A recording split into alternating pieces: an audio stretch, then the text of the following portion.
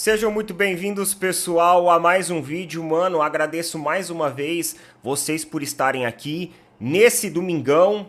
Hoje temos a continuação da rodada do Campeonato Brasileiro e já temos aí também a situação que aconteceu lá com o Botafogo. E os botafoguenses, eles estão indignados. Só que eles não estão só indignados com o jogo do Botafogo de ontem, mas eles estão indignados com o complô arbitragem de futebol. Isso porque eles entendem que ontem existiu um complô que favoreceu a aproximação do Palmeiras na disputa pelo título contra o Botafogo. Só que, antes de tudo, sejamos humildes, pessoal. Nós falamos muito de Botafogo, nós falamos muito de Palmeiras, mas nós não podemos esquecer que existem outras equipes. Nós não podemos esquecer que tem mais de 30 pontos ainda em xeque.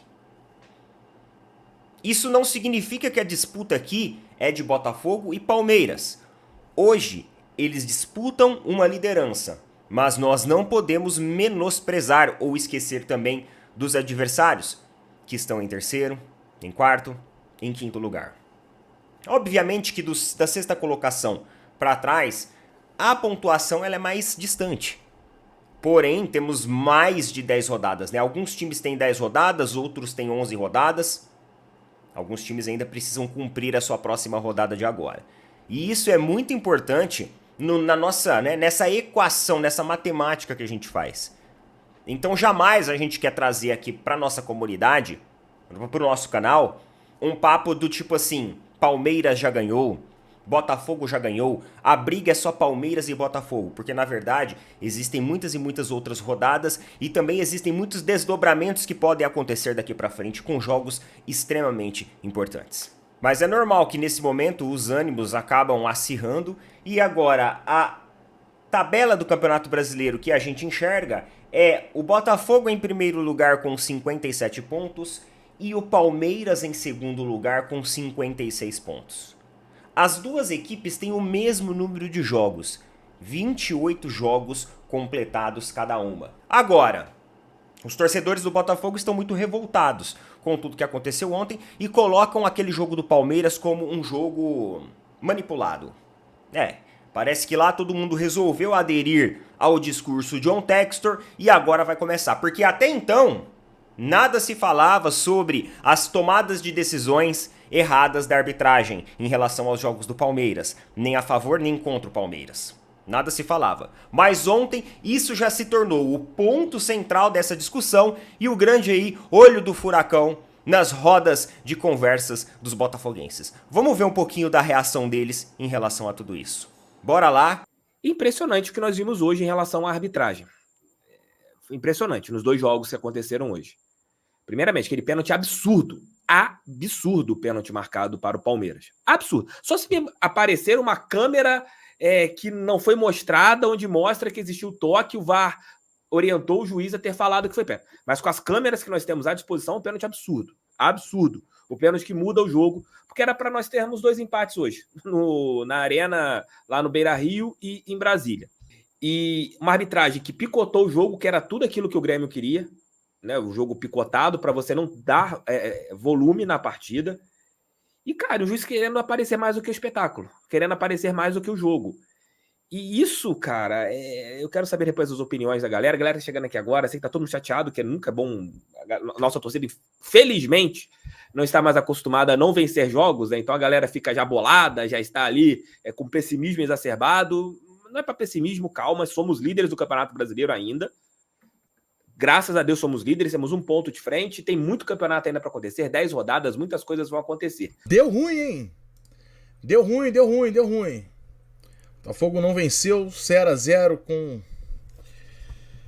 esse fraco time do Grêmio, né? Muito fraco, o time não veio para jogar, não deixou jogar, não teve jogo. Linha de 5, retranca, é isso, Botafogo, além de tudo isso, né, que a gente falando aqui, o Botafogo fez uma partida muito ruim, né? escolhas muito ruins, principalmente do técnico Arthur Jorge. Não vou nem entrar no mérito da questão aqui de poupar 5 titulares, né? Mas principalmente na escolha de quem ele botou em campo, né? Na escolha. Escolha muito ruim, né? Muito ruim mesmo.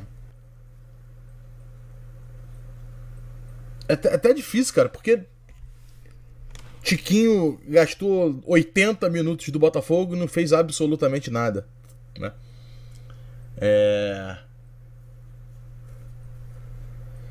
O time não foi bem. Muito aquém do que pode. Eu mesmo falei aqui. Desculpa. Eu mesmo falei aqui da retranca do Grêmio, que veio para jogar pelo empate, claramente, né? Veio para jogar pelo empate. E foram para casa felizes com o empate, né? Conseguiram o empate que eles tanto queriam. Olhar para frente, não conseguiu, não jogou bem. E não tem mais muito o que fazer. Agora a gordurinha que tinha, não tem mais. Hoje temos 1 ponto de diferença e o próximo jogo difícil, né? Tradicionalmente difícil pro Botafogo. Vocês viram aí, pessoal, deixando aqui os créditos lá pro canal do Fogão Net, pra galera lá do Fogão Net, e também deixando os créditos para o canal do TF. Ambos são canais voltados ali ao conteúdo do Botafogo, e a nossa intenção aqui, mano, não é menosprezar ou ridicularizar a opinião de ninguém. É só a gente realmente promover os nossos debates e entender as diferentes perspectivas acerca aí das reflexões após mais uma rodada extremamente importante do Campeonato Brasileiro. E eu vou chamar a atenção para vocês porque, como eu falo para vocês, eu sempre falo aqui, galera, coloca os comentários porque o comentário é uma extensão desse conteúdo. Coloca os comentários porque o pessoal gosta de ver os comentários também. O comentário que você faz não é só pro canal Opina Porco, mas o comentário que você faz também é uma maneira de você fazer a sua percepção, a sua reflexão e a sua opinião a respeito dos fatos. E aí outras pessoas também terão acesso a um conteúdo que você estende e também complementa o que a gente traz aqui. Dá uma olhada só no que o pessoal lá do canal do TF falou a respeito dessa live de pós-jogo e de tudo que eles falaram sobre a arbitragem. Vamos ver aqui um pouquinho dos comentários dos torcedores botafoguenses. Todo jogo o Arthur Jorge mexe mal no time. Ele faltou às aulas de subscrições. Incrível. Tirar o Almada, deixar Alan no banco, Tiquinho morto e nada de pôr Igor Jesus. Que loucura é essa? Realmente, o Botafogo ontem acabou poupando alguns jogadores. Mais uma opinião aqui de outro inscrito lá do canal deles. Para de palhaçada, o árbitro não teve interferência nenhuma. Nosso time foi mal escalado e não jogou nada. E aí teve outro que comentou também, porque todas as vezes o torcedor do Botafogo reclama da arbitragem. Mais um torcedor botafoguense colocando a sua opinião sincera, né? Escachando mesmo. O Arthur Jorge quer entregar o título. Esse técnico é fraco. Ano passado também falavam calma e vimos no final o que aconteceu. Contra uma galinha morta dessa em casa e perder 2 pontos, não quer ser campeão. Larguem mão de mimimi de arbitragem, isso é incompetência pura. Então olha só, muitos e muitos comentários de torcedores botafoguenses, eles falam, cara, que esse negócio de reclamar de arbitragem, porque assim, mano, os caras não estavam só reclamando da arbitragem do jogo deles, mas eles estavam reclamando da arbitragem também do jogo do Palmeiras, que antecedeu o jogo do Botafogo. E pra ser muito sincero com vocês, a respeito daquele pênalti, do primeiro pênalti que aconteceu a favor do Palmeiras, cara, pra mim também aquilo é um ponto de dúvida. Eu vi o lance algumas vezes, algumas pessoas falaram que teve um toque de pé com pé embaixo. Então que eles teriam dado o pênalti por esse toque. Eu não percebi. Eu achei aquele pênalti também discutível. Só que o gol que se anulou do Palmeiras também teve um toque do jogador do Palmeiras, do Fabinho, no goleiro do Atlético Mineiro. E eles anularam o gol. Então, se a gente for observar o critério de aproximação de jogador com jogador, o mesmo critério que ele utilizou para anular o gol do Palmeiras foi o critério que ele utilizou para aplicar o pênalti. O que também não faz sentido nenhum desses dois critérios. Porque quando a gente tem situações de escanteio, existe um empurra-empurra, um agarra-agarra muito maior do que aqueles, os dois, tá? Muito maior do que aqueles dois, sempre acontece. E nem por isso o juiz marca falta, e nem por isso o juiz marca pênalti, e nem por isso se paralisa o jogo. Os caras acabam fazendo vista grossa e tudo bem, é normal de jogo, é situação de jogo. Então, na minha opinião, a arbitragem, ela não é coerente. Só que eu não acho que existe um complô pra, nossa, vamos fazer o Palmeiras tricampeão. Nossa, CBF, caiu o Pix da tia Leila, já fizeram o TED. Não, não é isso. É que a arbitragem de fato ela é ruim. E a prova que ela é ruim, que os botafoguenses reclamaram da arbitragem também no jogo do Botafogo. E realmente, ela foi muito ruim. Só que ela também foi muito ruim ao entender que aquele lance era expulsão pro jogador do Grêmio. Na verdade, não era. O jogador do Grêmio de fato esbarra, bate o braço no jogador do Botafogo e com um delay absurdo. Sabe quando você tá assistindo o telejornal, o cara fala assim, vamos falar agora lá de Tóquio com o nosso correspondente. E aí o cara fala assim, e aí, o que você traz de novidade de Tóquio? E aí o jornalista fica assim lá.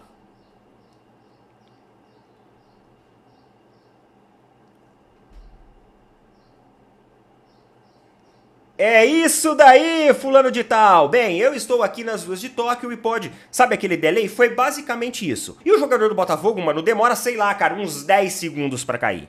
Então aquilo dali não foi pra expulsão. E ainda no final, 12 minutos de acréscimo. Ele começa a dar 12 minutos de acréscimo porque ele entende que o Grêmio tá picotando o jogo.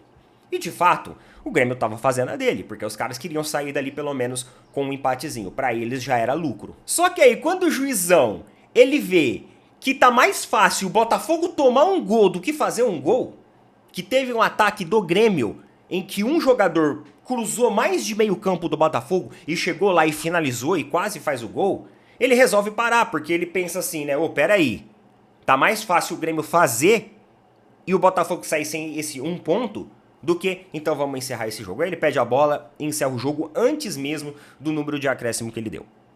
Então assim, o Botafogo não fez um jogo ontem digno de um time que quer ser campeão. Que quer ser campeão. O Botafogo jogou muito mal, deixou espaços. O Arthur Jorge, que disse que não ia poupar ninguém, poupou 5 jogadores. Então ele fugiu quanto à promessa dele de manter o sarrafo alto da equipe durante todos os jogos. Inclusive ele foi elogiado aqui nesse mesmo canal por essa atitude que eu falei assim, pô, colocou na mesa a atitude raiz, e isso ontem ele recuou. A responsabilidade é mais de Arthur Jorge e seus jogadores do que de arbitragem ou qualquer tipo de complô. Porque a arbitragem do futebol brasileiro, coloquem isso na cabeça de vocês, ela é ruim.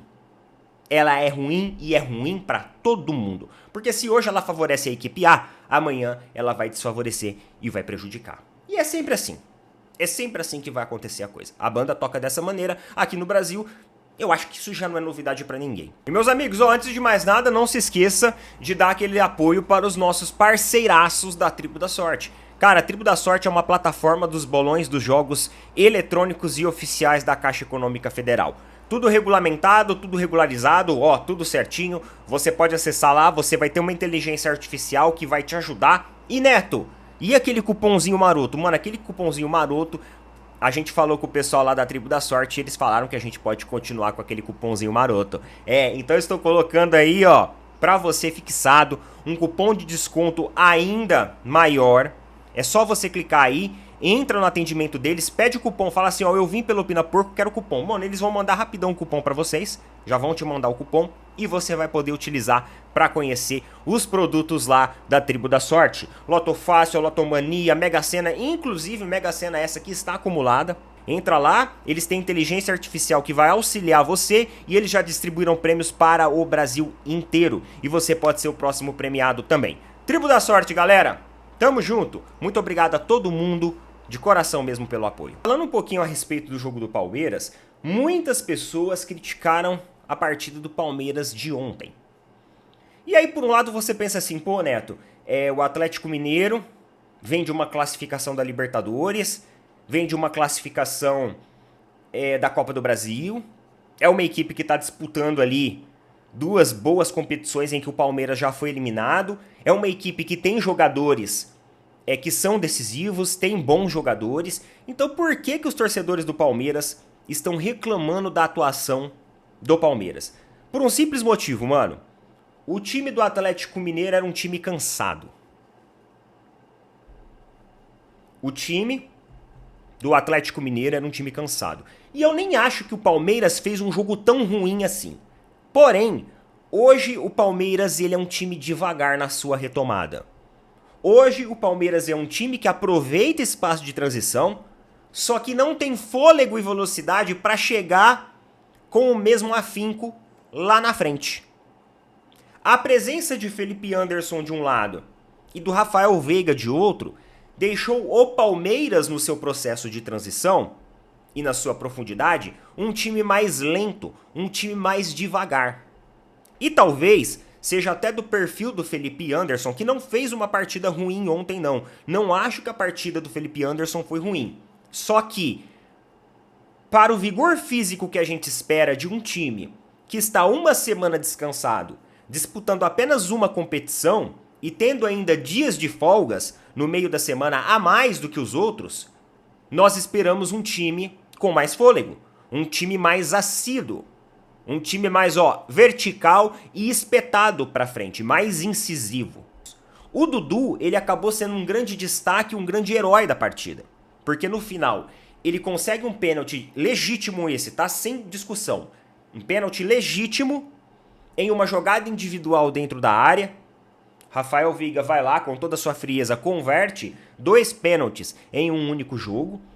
E aí, além disso, depois o Dudu coloca mais uma jogada individual e um chute perigoso ainda de dentro da área.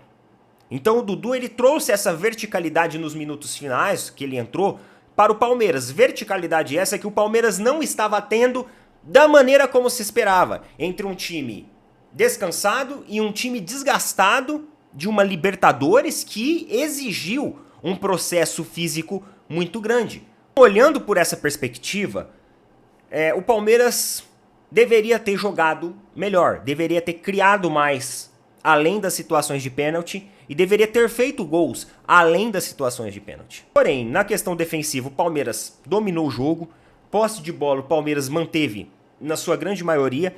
A gente tem que entender que vem grandes jogos, precisa de superação, precisa de força de vontade, precisa ir até o fim. E ontem o Palmeiras fez isso. O Palmeiras fez a lição de casa e saiu com os 3 pontos da forma que precisava. Durante a coletiva, algumas pessoas pegaram um trecho da entrevista do Abel e falou sobre a questão de prometer.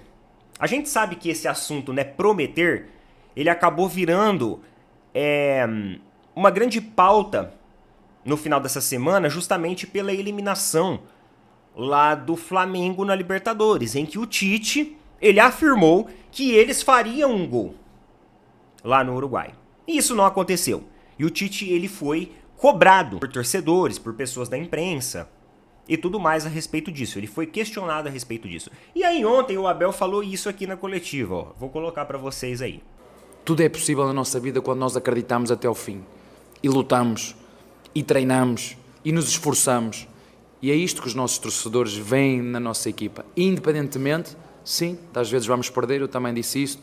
Eu nunca prometi títulos, não posso prometer. O que posso prometer é atitude.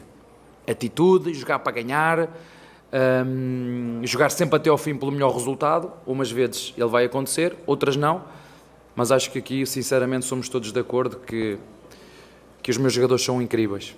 Algumas pessoas atribuíram essa fala do Abel justamente a essa situação que aconteceu com o Tite, como se fosse ali uma indireta. Só que assim, eu vou ser muito sincero com vocês, galera. O Abel, esse papo dele de atitude, de força de vontade, eu não vou prometer títulos, mas vou prometer ir até o fim, vou prometer trazer time competitivo e tudo mais. Esse papo sempre existiu nas coletivas do Abel. Talvez algumas pessoas assistiram eventualmente essa coletiva e acabaram atribuindo as coisas.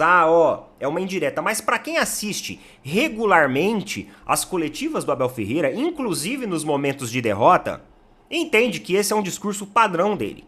Que esse discurso existe e principalmente ele vem mais forte ainda em situações como essa agora do Campeonato Brasileiro. Então, na minha opinião, isso não foi uma indireta ao que aconteceu lá. Isso é algo que o Abel ele utiliza como protocolo técnico dentro da equipe que ele comanda, tá bom? E por falar em Flamengo, vocês sabem que Flamengo e Atlético Mineiro, eles fizeram um pedido da mudança de data à CBF. E cara, isso tá dando o que falar. Isso tá dando o que falar porque tanto o presidente do Corinthians, Augusto Melo, quanto o presidente Pedrinho do Vasco, eles criticaram a decisão da CBF que foi favorável à mudança de data. Eu mesmo, cara, Essa parada me pegou muito de surpresa, porque eu não esperava que a CBF ia acatar o pedido. E eles acabaram acatando, tanto para o Atlético Mineiro quanto para o Flamengo. E isso despertou a fúria de torcedores corintianos, de gestão corintiana, assim como torcedores vascaínos e gestão vascaína. Vamos dar uma olhada no que o Pedrinho falou sobre isso. Através de um ofício, consultando a mudança de data do jogo. Imediatamente, a gente nega esse pedido, dando até uma alternativa de mudança para o dia 16, uma antecipação de um dia. E a CBF ignora completamente a negativa do Vasco e atropela isso.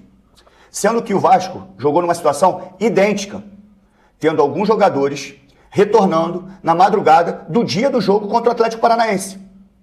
Então já coloca completamente em dúvida essa tomada de decisão da CBF. O adversário está sendo beneficiado, porque o Vasco jogou com jogadores que chegaram cansados das suas viagens e servindo as suas seleções. O adversário está sendo beneficiado, isso para mim é muito claro. O outro ponto é o seguinte, só falta o adversário agora escolher o árbitro para o jogo. Só falta o adversário escolher o árbitro para o jogo. A CBF perde completamente para mim a credibilidade tomando essa decisão. O Vasco não quer ser beneficiado. O Vasco quer justiça. E não está sendo justo. Porque a situação é similar à que o Vasco enfrentou. Hoje, o Atlético Mineiro e o Flamengo estão sendo beneficiados por essa decisão da CBF. E o presidente Augusto Melo também não deixou barato, porque em uma nota oficial do Sport Clube Corinthians, ele falou o seguinte, ó: o Sport Clube Corinthians Paulista expressa sua profunda indignação com a decisão da CBF de alterar a data do jogo de volta da semifinal da Copa do Brasil. Tal decisão, além de ser uma afronta ao calendário previamente estabelecido, desrespeita não apenas o Corinthians, mas também a competição como um todo. O respeito ao cronograma pré-estipulado deveria ser uma prioridade da CBF, que infelizmente demonstra mais uma vez falta de compromisso com a equidade e a transparência.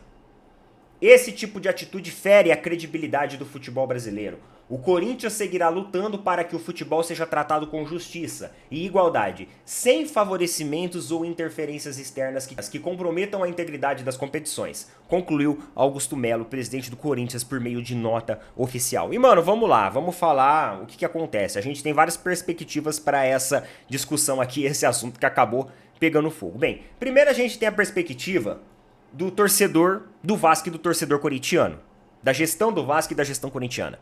Cara, é óbvio que os caras, eles vão bater contra. Não, vamos lá. Vamos colocar a seguinte situação. Qual time que você torce? Aí talvez você falou assim, eu sou corintiano, eu sou flamenguista, eu sou palmeirense. Então tá, pega o time que você torce e coloca dentro dessa situação de Vasco e de Corinthians. Você também não iria achar ruim? Seja sincero. Mano, tu ia achar ruim? Qualquer um, nenhum rival ia falar assim, não, tudo bem, não tem problema. A gente aceita alterar a data para os caras poderem jogar com o time lá no talo, né? Com o time todo reforçado. Nenhum time iria fazer isso. A não ser que o time tivesse, sei lá, uma confiança ou uma equipe que estivesse, sabe, em extrema sintonia, assim, do tipo assim, foda-se a data. Pra gente o importante é o jogo, vamos pra cima. A gente não tá nem aí se os caras estão vindo com mais reforço ou com menos reforço. Então, na situação que vive o Vasco hoje e que vive o Corinthians, para eles é de extrema importância que enfrentar um time do Atlético Mineiro e do Flamengo mais enfraquecido seja um reforço competitivo absurdo. Isso é inegável. E é óbvio que os torcedores e a gestão vai chiar, porque o calendário não é aquele. Se o calendário é aquele, mano, os caras vão querer agora que segue o calendário. Só que vamos lembrar lá da Copa América, quando alguns clubes foram lá e bateram contra a continuidade das competições enquanto a Copa América acontecia? Então, naquela época o Corinthians não se manifestou a favor.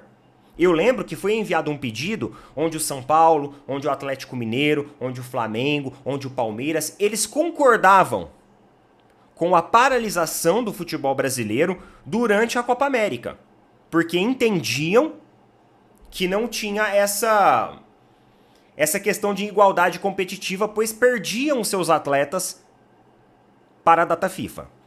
E naquela situação, essas equipes não assinaram. o termo. Eu acho que apenas 7 ou 8 clubes assinaram esse pedido e enviaram à CBF, que foi completamente negado. Então, meus amigos, concluindo, cada clube vai jogar com as armas que tem. Cabe à CBF organizar tudo isso. Cada clube vai jogar com a arma que tem. Peraí, vocês não ajudaram a gente lá. Por que agora a gente vai evitar de fazer um pedido para a CBF? Ah, o pedido foi acatado. Beleza, sorte nossa. Agora é vocês que se ferram. Lá atrás, quem se ferrou foi a gente. E fica assim. E é nesse egoísmo recíproco e cíclico que vive o futebol brasileiro e que muitas vezes a gente não vai conseguir solucionar situações de calendário, de arbitragem ou de injustiças que acontecem dentro do futebol brasileiro. E agora, quando estamos falando de um momento extremamente importante da competição, mano, aí que os caras não vão abrir mão mesmo cada uma de seu direito. E aí, mano, vira toda essa confusão que você tá vendo. Só que o grande culpado disso não é o Corinthians, não é o Vasco, não é o Flamengo e não é o Atlético Mineiro. Porque cada equipe tem o direito de brigar pelo que acha que é certo. Tem o direito de brigar pelo seu lado. Não tem como criticar o Corinthians pela nota, não tem como criticar o Vasco pela nota, e também não tem como criticar o Atlético Mineiro e o Flamengo, porque eles também estão no direito de fazer o pedido. A culpa é de quem? Confederação Brasileira de Futebol, que desde o começo do ano, ela não organiza um calendário que seja o mínimo razoável e o mínimo compatível com as competições em paralelo. A grande culpa de tudo isso é deles, porque se chega lá no começo do ano e eles colocam espaços entre esse momento agora que as competições se afunilam e eles já sabem o cronograma, eles já conhecem esse cronograma, então dá para projetar sim, porque as datas FIFA elas já são previamente selecionadas.